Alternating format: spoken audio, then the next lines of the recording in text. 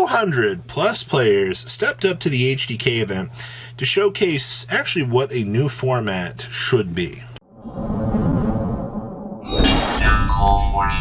Make sure you guys smash the living crap out of that subscribe button so you guys don't miss out on more Oz content. So evidently the HDK is a tradition in German history where, you know, duelists kind of step up to the plate here. And, you know, we get the chance to see, you know, a new format starting off here. Now, 254 players, your overall representation out of this event. Fire Kings took up the largest half of the event. Am I surprised about that? No, nor should you be. Fire Kings have been kind of in that little hot seat right now, you know. They're kind of doing their thing. All real things considered, makes sense. All right. We also have a Labyrinth on the follow-up here at 8%. This is a little pre-transaction rollback, by the way, which is kind of interesting, to say the least. And then we have 7% Manadium.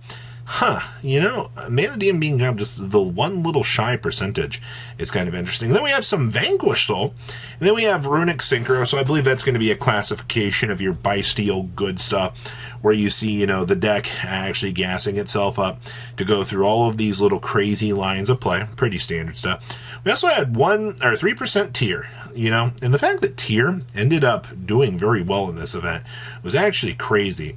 We also had Rescue Ace, 3% of that. We also had Centurion. To the people that didn't think that King Calamity was actually going to be a monster, is crazy. And then we had 3% Purely and 3% Scareclaw. So you have an amazing, diverse split here. Now, your top 16. This is where I kind of am like, wow, you know, like this makes this format look so good.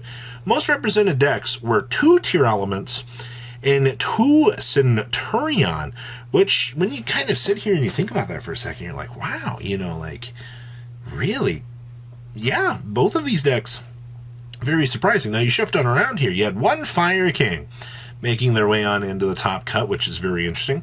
We also had 1 Labyrinth Duelist still. Cash Tier. Now, Cash is a very good mid-range control deck right now.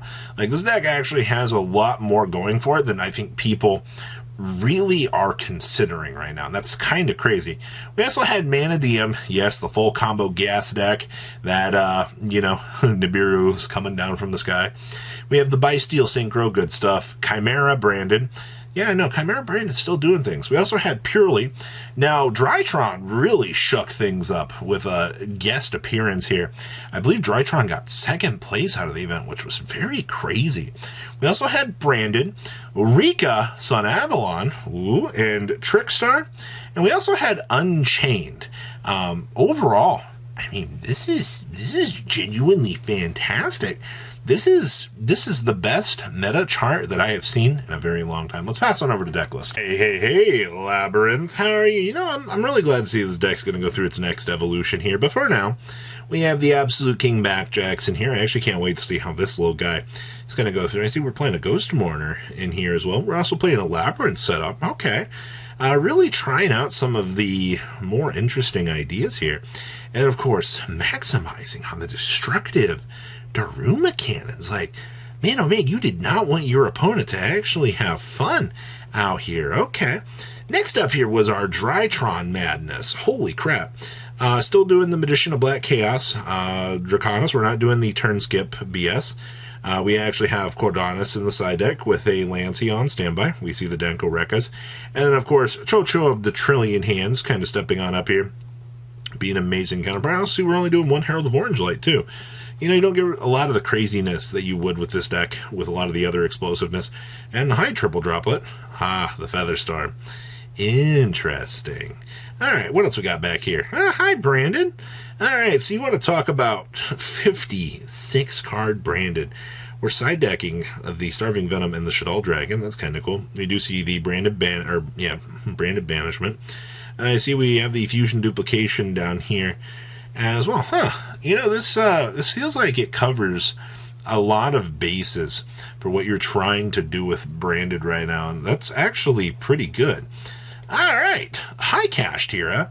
I knew it. I knew that there was going to be a catch to this. We are playing the Vanity's Fiend Turbo out here. Well, I mean, go ahead and do full Cash Tira combo, do whatever you need. and then, go ahead and tribute on over the Vanity Fiend. I mean, mission accomplished, right? You get your free monster, you've set up whatever else you needed to do along the lines of the Cash Terra stuff, and, you've got Fenrir and maybe, spot removal off of the Unicorn. Okay, that's the best things I could hope for in this deck. All right, hi, Unchained. With Shavara getting limited, a lot of people out here were like, you need to play the Ready Fusion stuff. Kind of agreed a little bit, but a lot of people have been finding a lot of success out here, kind of deviating away from a lot of the, once again, those preconceived norms. And you can still do a lot of this full combo and get away with it. I think it really says something. And also Unchained still kind of sitting here as a rogue meta contender. Good stuff. Next up here, it is our tier elements. Oh boy, Triple King of the Swamp, okay. I also see card destruction in here, okay. If you really, really, really, really want to detour your opponent, having a card destruction to take away their resources, or, to set on up, as long as you don't play against a Dark World player, I feel like you should be in an extremely good position on resolution of this. Just to free clock away the hand and move on along with the day. Interesting. Next up here, we have Rika with the Amorphage, the aromatherapy package. So basically, we're using this to kind of supplement the fact that, we lost our very good cards along the way, which is a little bit disappointing, but it's fine. We're also playing 2 Rose Archers down here. If it activates a trap card, all right, and you control plant, you can send this card from your hand to the graveyard to negate the activation if you do destroy it. The fact that plants have a hand trap against trap cards is actually broken. All right, let's see here. Moving on along here, I see that we have some Fire King good stuff for you today. Now, this is kind of interesting to see. I will say that, the more basic approach to things here has not been this. The fact that we actually have Nadir Servants in this deck so that you can kind of go ahead and combo through your opponent, whatever field that they might set up, this is actually pretty good. Maybe I didn't consider this option. All right, next up here, Centurion. If you want to call up your big Megazord to stop your opponent from getting the chance to play the game, this is the card for you. All right, I know that a lot of people do not like this card. All right, it's very unfair. It takes away from a lot of the gameplay, but it still allows this deck to sit here at the dinner table and play the game, and that says something about the meta. All right, what else we got going on back? Hi, Purely. Oh, we're playing One's Rolling Lockbird. Oh, man, we were feeling saucy today. Just making sure that your opponent cannot. Seems like it works out, I guess, on some off chance that you do see it. We're also playing the Griefkeeper's Inscription along the way down here, so if you do need to see, some basic no for your opponent, it's okay. The one up Pot of Prosperity and the 2 up here catches me off guard, but okay. What else we got up here? Hi, this is Centurion with a Horus package. Okay, so this is the build I actually personally prefer to go with. You're going to go through most of your good Horus stuff here. You're going to set up through most of the advantage lines, and then at the end of everything, you've got 8s established. So now, getting into Tzolk'in or Mr. Crimson Dragon here is infinitely easier. I do want to give a shout out here to the Gravity Collapse, though. I don't really see a lot of these builds trying out Gravity Collapse. I think this is the first Centurion deck that I have personally seen trying this. But man, oh man, if you resolve this stupid card, do not underestimate the sheer amount of blowout that you get, all right? You can jam an entire opponent's turn with so much stupid value with this thing.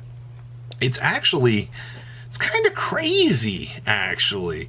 And our last list here is, yes, the power of the good stuff. But I see the Golden Sword Soul here. So when a monster declares an attack, special summon this card from your hand, and if you negate that attack, then if you control a fallen or a fusion monster that mentions Fallen of Albaz as material, you can destroy the monster that declared an attack. Well, that's actually pretty good.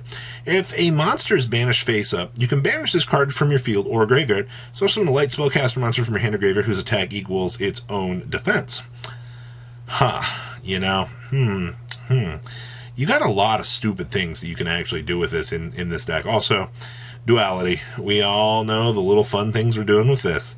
So, an interesting breakdown for the meta. I like this. So what do you guys think? Please leave a comment down below. Tell me what you guys think, and I will see your beautiful faces back here in a day, guys. Peace. Look at it here for the HDK event. Actually, the Trickstar list has actually circulated out here, and it's actually a Sky Striker variant, actually utilizing Engage and giving you the chance to kind of capitalize and filter through some of these more interesting options. Actually, this is kind of reminding of the 2019 special out here, where you're able to filter through all of your option trees to the Trickstars with the burning stuff through their effects. You have access to the Droll and Lockbird, and of course, the Trickstar reincarnation. We remember the little loops that you could do along the way with burning your opponent out.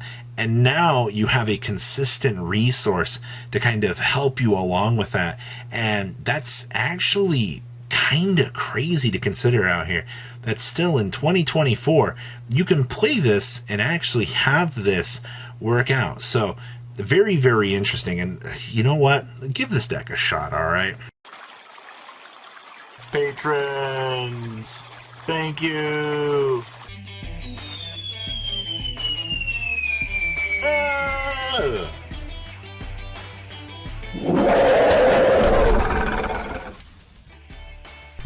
Thank you so much for watching. Check out these other videos.